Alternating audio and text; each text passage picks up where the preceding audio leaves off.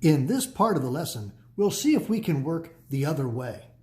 We'll start with improper fractions and see if we can turn them back into mixed numbers. 37/5 is an improper fraction because the top number is bigger than the bottom number. We would like to change it into a mixed number. Here's the first thing I'll always remember is that the denominator never changes.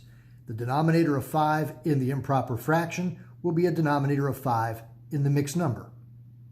Now, in order to get the other parts, I have to figure out how many times 5 goes into 37. Let's bring that down here onto scrap paper. How many times does 5 go into 37? 5 goes into 37 7 times. 7 is the whole number part. 7 times 5 is 35. When I subtract, I get a remainder of 2. There it is. 37/5 is 7 2/5. How did I do it? The 5 stays as the denominator. How many times does 5 go into 37? It goes in 7 times with 2 left over. How many times does 5 go into 37? It goes in 7 times with 2 left over. Let's try it again. 16/9 is improper. Let's change it into a mixed number. I remember that the denominator of 9 never changes. Now, how many times does 9 go into 16? 9 will only go into 16 one time. With how many left over? 7 left over. 16/9 is 1 7/9. Now, if you have a hard time doing that in your head, let's show the scrap work down here. The denominator of 9 stays, and then I have to figure out how many times does 9 divide into 16. Well, 9 will only fit into 16 one time. 1 times 9 is 9, and when I subtract, I get a remainder of 7. 9 goes into 16 one time with a remainder of 7. Great. Let's try some more examples. 8/3 is improper. The denominator is 3. How many times does 3 go into 8? Let's come off onto scrap paper. How many times does 3 divide into 8? Well, 3 goes into 8 2 times. 2 times 3 is 6. Remainder of 2. 3 goes into 8 twice. Remainder of 2. Here's all you have to put on your paper. If you can do it in your head, great. How do you do it in your head?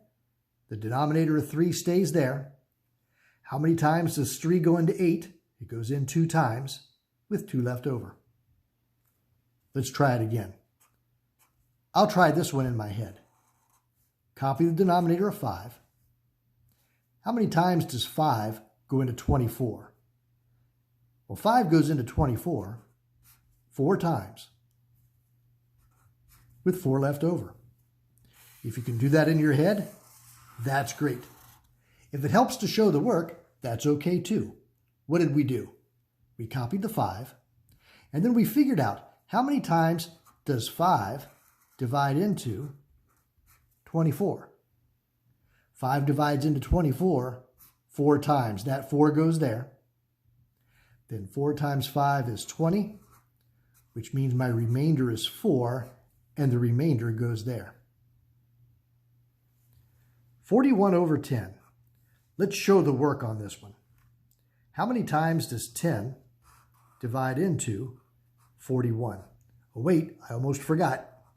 Let's keep that denominator of 10 there. Now, how many times does 10 go into 41? Well, 10 goes into 41 4 times. 4 times 10 is 40, leaving a remainder of 1. 41/10 is the same as 4 1/10.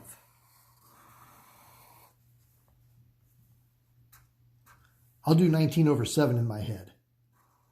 Copy that denominator. How many times does 7 go into 19? It goes in 2 times. 2 times 7 is 14. From 19 is a remainder of 5. If it helps to show the work, here's what the work would look like. Copy the denominator of 7. Then how many times does the denominator divide into the numerator? Well, 7 goes into 19 2 times. That goes there. 2 times 7 is 14. Leaving a remainder of 5. The remainder goes there. All right, your turn. Go work some homework problems, and I'll see you later on today.